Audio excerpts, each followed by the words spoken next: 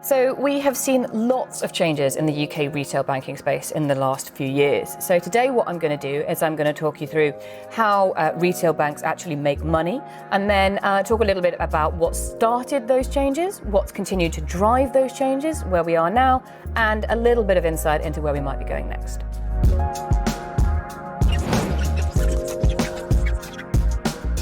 So first things first, I'm going to explain how banks make money, and that's by a system called fractional reserve banking.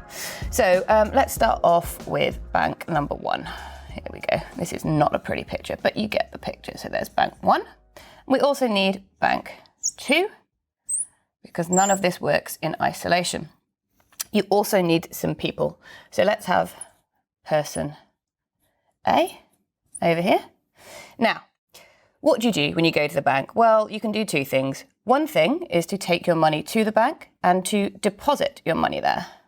So this person A, is going to put £1,000 in the bank. The person A walks away. They're very happy. The bank is holding their money safe as far as they're concerned. But the bank isn't necessarily holding its money, because sitting on that money doesn't do much good for the bank. It's going to use it. It's going to use it to make some revenue. And the way it does that is by lending it. So it's going to give it to person B.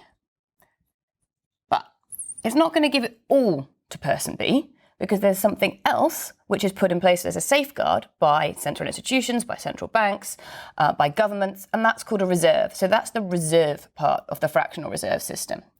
So we have our reserve up here. And how much that reserve is really depends on the country in question, the governing bodies, the economy. It can change, totally depending on what's happening elsewhere. Coronavirus probably having an impact on fractional reserve banking at this point. But this £1,000 will be lent out to person B. And as I said, they won't give them the whole amount. So let's say they give them £900. And £100 goes into the reserve. Great. So at this point, we've got money going in, money coming out, two of the most central functions of banking, but you might have spotted that nobody's actually making any money on this yet. Well, that comes in the next bit. So person B is going to go down and they're going to put their money in their own bank down here. They're going to pay that £900 in. And then, bank number two is going to do the same thing. It's going to put some money to its reserve. Oops, if I can spell reserve, that is. And then it's probably going to lend some more money to a different person. So this is how money is moving through the system.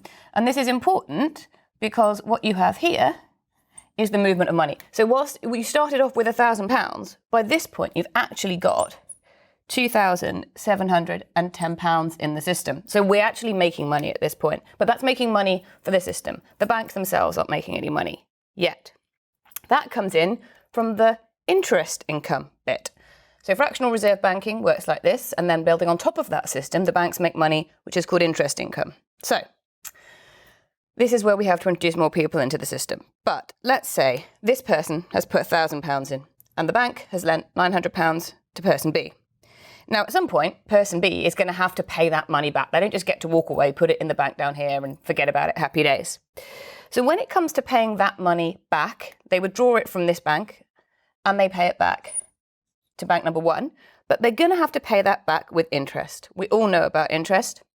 So let's say that we've got a borrowing interest rate of 25%. So this person is going to be paying back to the bank £1,225. It would help if I could do my maths. So that's with an interest rate of 25% down here.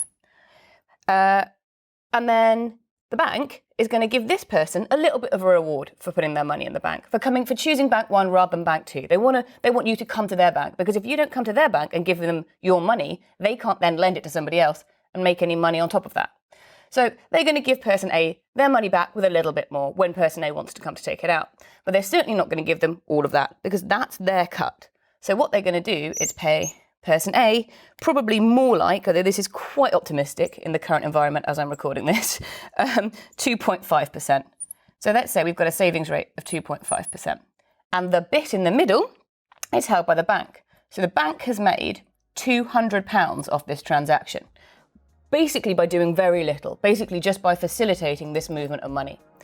So this is how fractional reserve banking works. This is how retail banks make money. It can be a lot more banks in the system than this, obviously, but that's the basic premise.